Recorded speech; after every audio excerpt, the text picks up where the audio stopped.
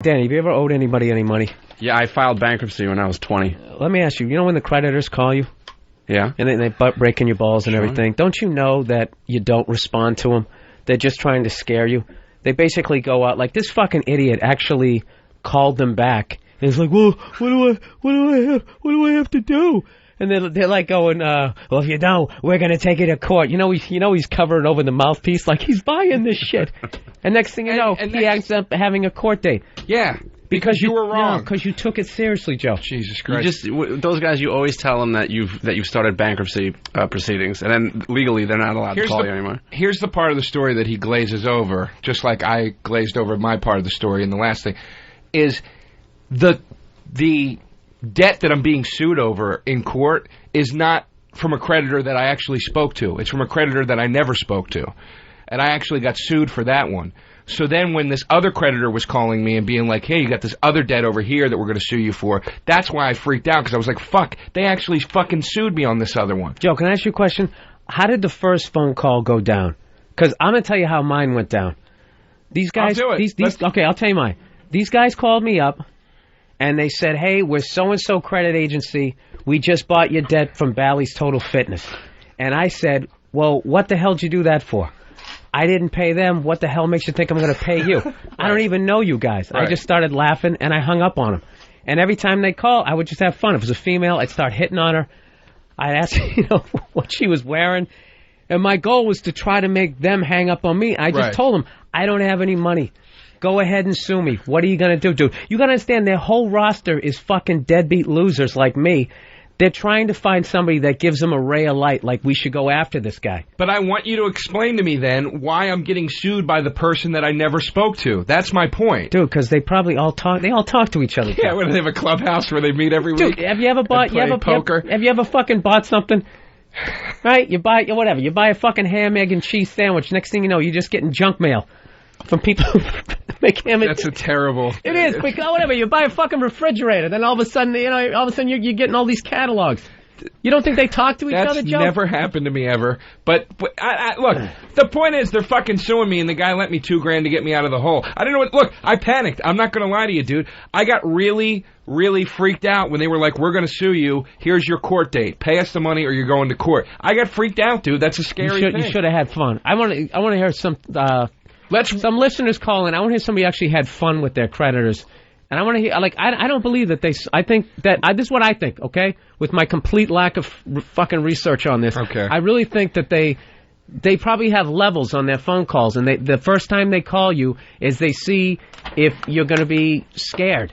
And if you're scared and you take them seriously, they move it to DEFCON 2, you know? I don't know, man. That sounds... Dude, it's like hitting on chicks in a bar. If they're like, go fuck yourself, you keep moving. But I hear what you're saying about having fun with them on the phone. Let me role play with you really quick what it was like to try to talk to them. And I couldn't... This is why I couldn't have fun with them. You be me. Okay, I'll be you. Go ahead. Be me. And okay. Be pussified. I'm serious. Be like me, because you know how I would be. Okay, I'll do you. Seriously. Go ahead. Thank you for calling Midland Credit Funding. Yeah, hi, I'm really scared. I owe you guys money, and I don't know what to do. Sir, we're done. Pay us the money or we're going to court. But Sir, we're done. I don't know what to do. Sir, we're done here. You're making we're done. Me feel Goodbye. bad. Click. That was every phone call. Was just like that. It wasn't. It what? You weren't there, Bill. Joe. You're going on your heart with this one. Joe, how would they possibly try to get money out of you that way? I'm not talking to you for the rest of the show. You're siding with those cunts. All right. You got me there. But, Joe, I'm just saying, that doesn't make sense to me. Let's see if any of these callers, does anybody have a creditor? We want to talk to Todd in New York. He says he's a bill collector. Oh, Okay. yeah, beautiful. Great. Todd, you're on Uninformed.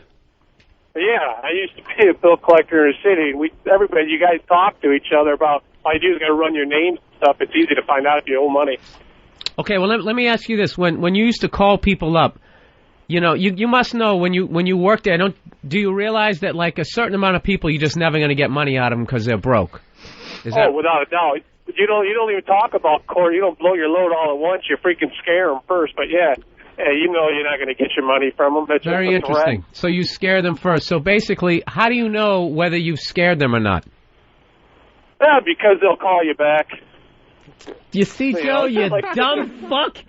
I'm telling you, man. All right, I fucked up. Yes. What do you want from me? That's what I wanted. All right, That's thank you. what I wanted. You got it. You could have had an extra $2,000. I swear. $2 grand, $5 grand. All right, I just spent. Is he still there?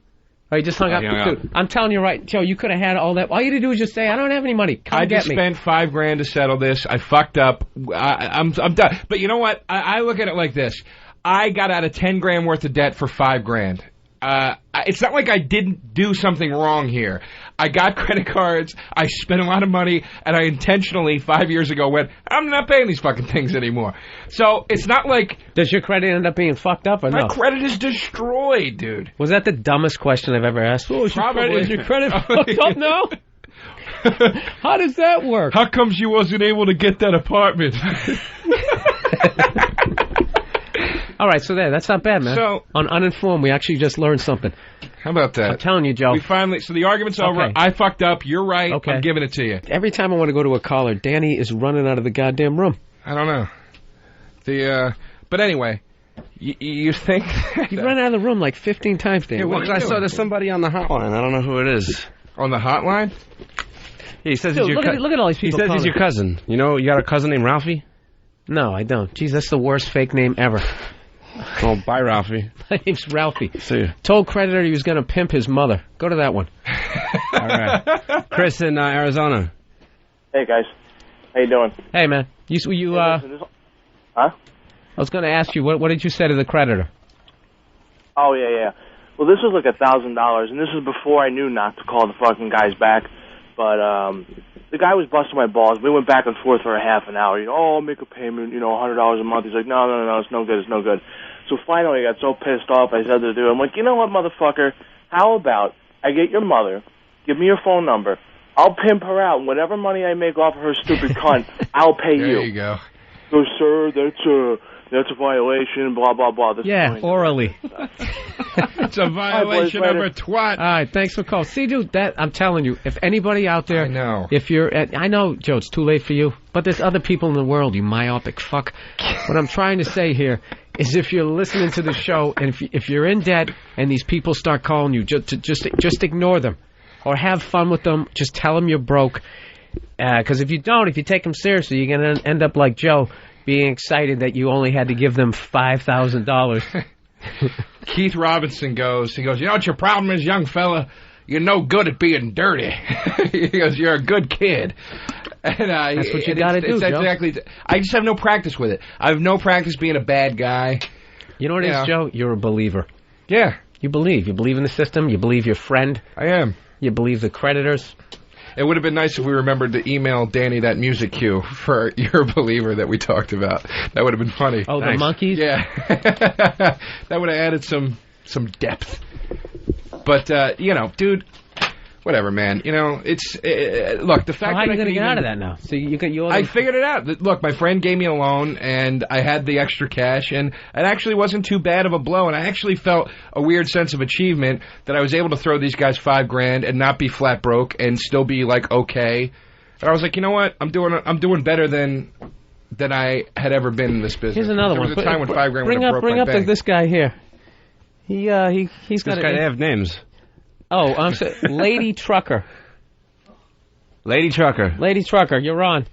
You got a creditor story? Oh, yeah. I had a guy call me up with an accent like he was from India. Uh-huh. And in Texas, you can't garnish people's wages. So he's like, well, I'm going to have to start garnishing your wages. He pissed me off, so I was like, shut the fuck up, Stan nigger. I live in Texas. You cannot fucking garnish my wages. All right. Yeah, to take it to that level? Oh, yeah. You're a real... Can I ask you a question? Are you the one writing all that racist stuff on YouTube? No. Remember you were talking about that? You could film an orange on YouTube, and within 7 comments, someone's going to drop the N-word. Well, yeah, naval. It's only a matter of time. What part of Texas do you live in? Victoria. Victoria, where is that? Southwest of Houston, southeast of San Antonio. Oh, that's where you guys got a big... that's where you guys dragged that dude behind the truck. No, that's where all those Mexicans got killed in the trailer of the truck. by some guy from New York. Oh, sorry, wrong horrific tragedy to the wrong minority. I'm sorry. She's got her racial incident stat cards out. No, that was 1987. You know, I was really hoping that this was going to be a great story so I could trash Joe some more. Then she went the racist route. Well, you know, yes, definitely criticizing, but... Thank you for saving me, you ignorant cunt. I appreciate it. Joe, where's that World Comedy Tour go to? Does it go out of the United States? What did you say? Does your World Comedy Tour go out of the United States of America? No, it doesn't. I'm not on a World Comedy Tour. Well, then why'd you say you're on a World Comedy Tour for the college tours? I didn't. Hey, just for the record, he's half Egyptian. You got anything to say to him? Yeah, I happen to be a sand nigger, actually, so... what are you, Victor? I never said I was on a World Comedy Tour. I said I was on a comedy tour. You put world in there somewhere because I think you thought it would give you an excuse to say sand nigger again. No, you'll hear it on the playback. You said World Comedy Tour. Oh, I'm half Swedish, half Norwegian, and my last name's Garcia. I didn't fucking ask. Jesus, Joe. Jesus Christ, Joe. All right, Lady Trucker, thank you very much for... This has been a very evil show, Joe. We got to try to find. Well, she got on my nerves. What the fuck? She calls up insulting my people. It bothered me a little bit. I'm sorry. All right. See, here's another guy. Told the creditor he had enough money to fly down here. I mean, come on. Hey, Mike. Yeah. Cleveland. Go ahead. Yes, sir. This is me. Yes, Mike. What is your creditor story? Some prick, oddly enough, from Texas. This was a couple of years back. Right. He calls me, tells me, hey, what kind of payment can you make? And, overly cocky about it. Now, the reason I'm calling you guys is to let Joe know that, even if you are scared, you don't portray that to them on the phone. The guy calls me up, what kind of payment can you make? I tell him nothing. He says, well, I'd like a payment of like $500. How much did you owe? Oh, like $2,500. Something like that. Okay. It was like an old Sears credit card or something. Was he giving? Was that your settlement? 500 we'll close it, or was he like, this month? No, they wanted 500 as an initial, like, let's get a chunk out of you now. Yeah. Let's rape you a little now, and then we'll catch up with you next month, and we'll bother you some more. I love how he owes the money, but somehow he's getting raped. Let's rape you a little for stealing from this creditor. Yeah, basically. And you know how it is. I mean, if you owe the money, you owe it, unless they're really fucking you on the interest. So how did you play it? Well, here's the thing. So I'm politely telling this guy, look, I don't think I can do this. I can't do 100. I can't do 50. I'm trying to break it down for myself too. I know what I make. So he gets kind of cocky with me. I said, hey, I'm not really digging your attitude, guy. You're acting like I borrowed the money from you, like I took it out of your fucking wallet. So he pauses for a minute. He goes, well, you kind of did because I get a commission if I collect off of you. I said, well, I'll tell you what, prick, I got enough in my account now to fly down to Texas, find the suite you're in, walk into that faggoty-ass little cubicle you're laying in right now, kick your teeth down your throat, fly back to Cleveland before anybody even knows I was gone. You see the fun you could have had, Joe? Here's the... Thank you for calling, by the way. Thank you, man. No problem. This is the problem. By the way, if anybody else wants to call and kick me in the balls while they tell me I just flushed $5,000 down the fucking toilet, please call in, Joe. I just want you to know for the next time you're broke. But here's the thing: people are calling you. I tried to take that approach. That's what you're not getting. Is I tried to do the like, hey, dude, who the fuck do you think you are? And this guy would just hang up on me and like wouldn't. There was no room to do this like fun fucking game with him. It just wasn't going to happen. Yeah, but you kept telling me you called him back. I was calling him back because I was getting so mad, and I wanted to call. I was calling him back to be like, "Fuck you, dude!" Right, Joe, but the technique is to piss. Look, he's hanging up on you to piss you off, so you call back, and each time he gives you a little bit more of the. You know what they did? They did the good cop, bad cop, the scared straight thing. There was. He just watched a couple episodes of Hill Street Blues, Joe. You'd have an extra $5,000 in your fucking pocket, man. I'm telling you. He did but once again, I tried to call his bluff, and he sent the goddamn thing to a lawyer. He did it. So I mean, he wasn't fucking around. He was like, "Look, you pay us the money by this day, or it's going to a lawyer to go to court." Period. Click. That was it. And it was like, shit. Well, I guess I don't have too much of a choice. And he fucking did it. So I don't know, man. Maybe I got the one. No, Joe, you fucked up. We got to take a break here, Joe. Okay, so if we learn anything in that horrific first part of this show, man, if you got creditors calling you, don't fucking answer and whatever. Just give them shit. I get it, shit, Joe. I fucked up. I get it. I understand. I learned my lesson. And your $5,000 lighter. All right, you're listening to Uninformed. We'll be back in a minute. Voice your strong opinion right now. 866-WOW1-WOW. That's 866-969-1969.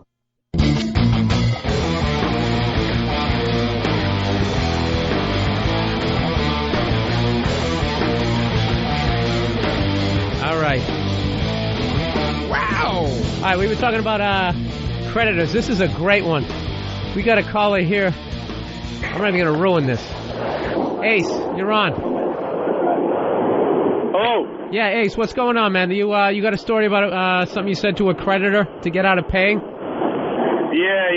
I took out a loan back when I was like 18 years old. It was like a $3,200 loan, and I paid some of it, and I couldn't make the payments anymore. Lost my job. I owed like $2,700. Right. And during all that course of that time, it all came together really good. The guy was giving me a hard time. I was dodging him, screening my phone calls. They were leaving messages. Hey, this fucking guy, about a thing. He sounds like Kissel from the Jerky Boys. This is Kissel. So what happened? During that time, me and my girlfriend decided to move in together, so I was moving out of my apartment. So I was like, how the hell am I going to get these guys off my back? So I said, all right, next time this guy calls, I acted like it was my brother, and I told him, my brother died in a motorcycle accident the other night, and right now our family's going through a really hard time, and believe it or not, man, I got away with it. What did they say? They just said that I needed to prove that he was dead, and I needed to send the death certificate. I was like, yeah, I will as soon as I get a chance. Right now, my family's having a hard time, and we're dealing with a lot. And, the guy's tone totally changed, and they never followed through. I totally got away with it. $2,700 never had. Oh, that's a great one. Oh, Jesus Christ, yeah. Dude, you know what's funny about that? Did you even have the decency to try to imitate somebody else, or are you just still talking, like, did you go from, I'm not fucking paying you, to, he died, dude. I just talking to him like I am right now. Just like I said, this is his brother. Dude, I hate to break it to you, but my brother died, that's it. I can't believe they bought it, because you have a voice where no matter what you're saying, it sounds like you're just making it up. And then the fucking, he was on a motorcycle, and a cat fell out of the tree on his fucking head, and he's dead, so He asked me one question. He says, well, what are you doing there now? I'm like, well, I'm here packing everything up, getting my brother moved out of the apartment because, he says, too much. That was it. Yeah, exactly.